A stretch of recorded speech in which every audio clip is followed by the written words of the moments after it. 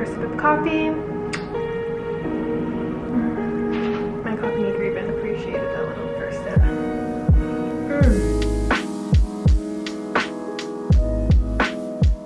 Today's video is going to be a little reset vlog, if you will. And no, I'm not resetting my life again. You guys have seen plenty of that already. I'm just gonna be doing like a little vlog of how you can reset your life and kind of change your life in 6 months. We are officially halfway through 2021. I have no idea how the time is going by so fast. I wrote down some habits and stuff that I think would be good ways to kind of just reset everything. When we change certain things in our life, especially habits or mindsets, it can be hard to see the tangible changes. Those tend to progress over time. We need that feeling of a fresh start, literally seeing our life changing. To do that, we need to make sure that we're changing anything and everything that we can in our control. Just simple little things, i.e. your appearance. Changing up your environment is another good way to do this. Anything tangible that you can change that will make you feel like, okay, I'm being reborn.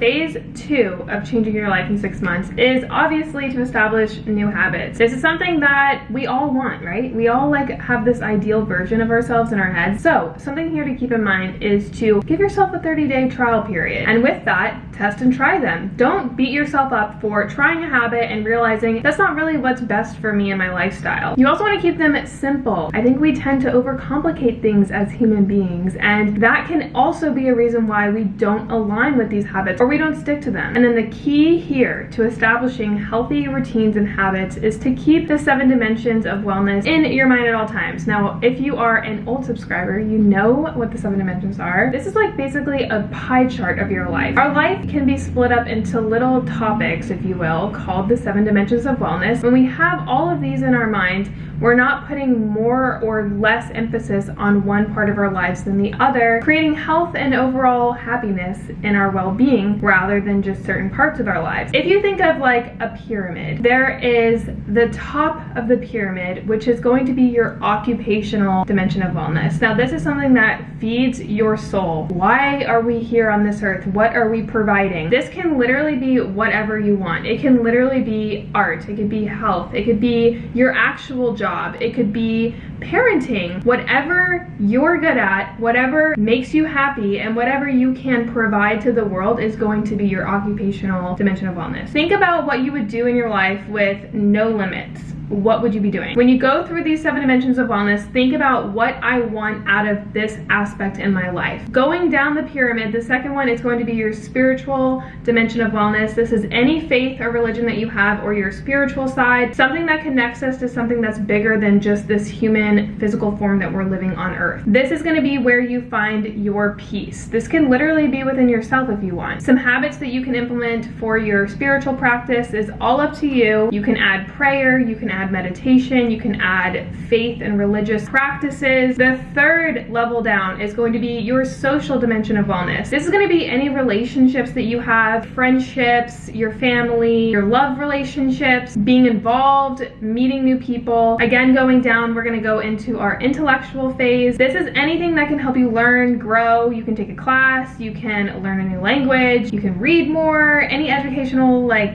intellectual habits that you want to implement is going to fall in this category. And then you have financial. This is going to be your external source of wealth. I don't think money brings you happiness. I don't think it can buy happiness, but it can definitely improve your life. So any financial goals that you have for yourself, whether that's budgeting, getting a promotion, adding an extra source of income, any goals like that is going to fall in this category. And then we have emotional. This is all to do with your mental health. This can be your thought patterns. This could be therapy. It could be the way you deal and handle your emotions. The spectrum is pretty wide for this. How you handle your thought process, the way you talk to yourself, forgiveness, letting go, all that stuff is going to fall in this category. Number 7 is going to be your physical health. You can focus anywhere from diet to your workouts. You can focus more on improving your sleep, which is a huge physical health aspect that I think a lot of us miss. Your oral care, your doctor visits, checkups, any lifestyle habits like smoking or drinking or any of that kind of stuff is going to fall in your physical health category. And then I know I said said 7 dimensions of wellness, but I actually, while researching this, found another one. It's number 8. This is going to be your environmental dimension of wellness. So this is going to be anything that you can do to improve the world we're living in, but it can also be your actual physical environment. So any like clutter, minimizing, or your home space, your office space, you want to keep that in mind as well. Just anything and everything around us, what we can do to improve. And so when you keep all of these 8 dimensions of wellness in your mind at all times and focus in on each one, overall, we will be happy living creatures. And I think that if you are not as happy or see yourself where you want to be in life, it could definitely be correlated to maybe neglecting 1 or 2 or even 3 of these dimensions of wellness. Focusing on the balance of all of these is key to changing your life. I'm telling you guys. So we're gonna pick up my therapy journal. We're on phase number 3, and that is reflection. I love reflecting, you guys know. I think it's a really good way to align with your emotions, your feelings, all that stuff, but also figure out where you wanna go and where you picture yourself, which is so important when you're changing your life. Not only does it make you feel like you have a direction, but now you know your purpose and your why. It kind of just like is doing a brain dump of your mind and rearranging it, and you feel clearer, and it helps you align with these habits that you just created for yourself a little bit more. The first thing is when I was happiest. Look back on your life. Where did you feel the most authentically happy? Where were you thriving? Where were you establishing happy habits? Where were you your healthiest? And figure out in that moment, what were the things that helped with feeling that way? Why was it one of your best moments in your life? Why did it make you feel so good? Think about the food that you're eating, where you were in your life, what you were doing on your day-to-day routine, the people in your life, and we're gonna reflect on that, and that'll help us figure out and maybe implement some past habits that we had for ourselves that we no longer have in our lives. The next thing is going to be, who do I want to be? When you think about yourself or your influencers, what draws you to them? Think about the characteristics that you would have, the personality traits, anything that aligns you with that ideal version of yourself that you want to attain. And then when you jot all this down, like really feel it, you want to become that feeling. Act as if. This is so important in anything. For example, if you want to be confident, you can't just do things to make you more confident. You have to act confident, and eventually you will become confident because you're acting as if,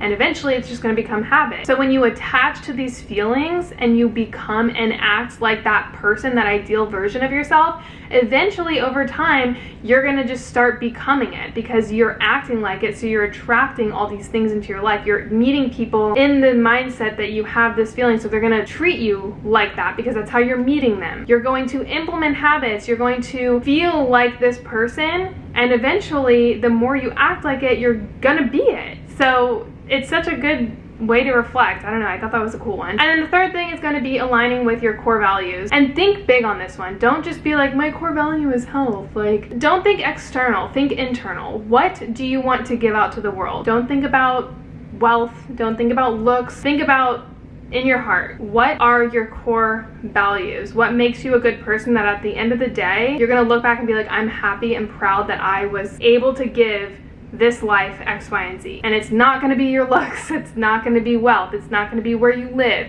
It's going to be all internal. These are going to be your intentions throughout the day. And then whenever you want to like realign and kind of attach to these ideas, you're just gonna read through your little journal. Something that you need to remember when you're changing your life in 6 months is simplicity is key, and zoning in is key. So instead of creating all these goals for yourself, give yourself 3 main goals that you want to accomplish by the end of the year. Just 3. They could be big, they could be small. Pick 3 goals that you want to see yourself accomplish by the end of the year. When you see a big goal, it could be extremely daunting. So what you're gonna do is break it down. What can you do right now that can help you get just a smidge closer? And when you take these 3 goals that you have for yourself and kind of spider web them out into manageable tasks, think about, okay, I need to do this, this, this, and this. Okay, in order to do this one, I need to do this, this, this, and this. This will help you focus and zone in on these 3 main goals. And whether you hit them or not, you're gonna be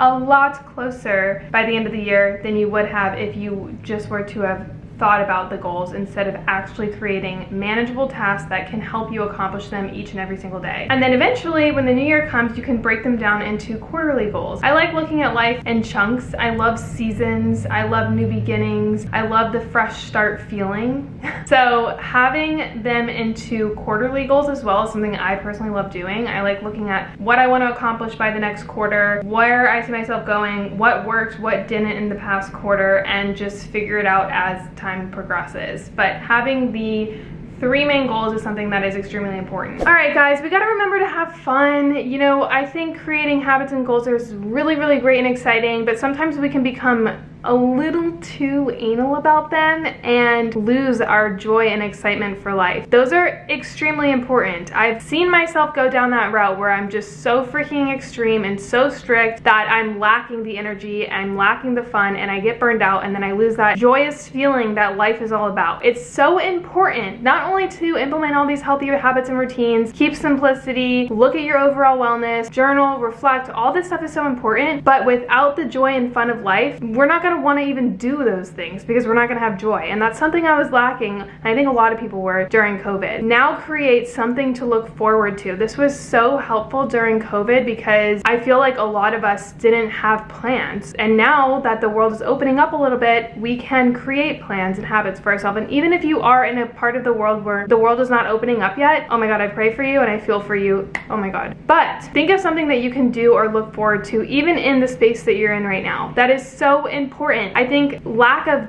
joy comes from no excitement in the future. So something that I found fun was creating a 6-month bucket list for myself, some things that I want to do that will bring me joy, and things that I can add into my schedule that will give me that excitement and that fuel to want to create these habits and to be healthy because I have something else to look forward to. I'm doing it for another reason. And I personally like to plan at least one thing every single month that I look forward to. Put it in a calendar. It could be like a date night, it could be a travel vacation, it could be an event, whatever it is, find something that you're working towards every single month. Something exciting, because all these habits and stuff is great for us, but when we can enjoy the feeling and happiness that it brings us with other people and life itself, it just makes it all come around, you know? And I think for me personally, it helps when I have something to look forward to because I'm like, oh, I'm doing all these things, but my life isn't becoming obsessive and overwhelming. It's like I can still enjoy my life because when you do all these things,